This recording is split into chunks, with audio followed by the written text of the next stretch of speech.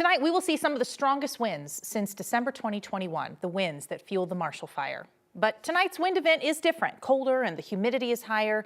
Higher humidity means a lower chance of fire starting, but of course that could always change.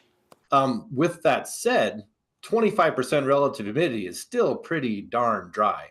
So we are worried about any fire that gets started just about anywhere there's strong winds could probably quickly get out of control. So we are very concerned about that. The National Weather Service says putting out a fire today will be just as hard as it was during the Marshall Fire.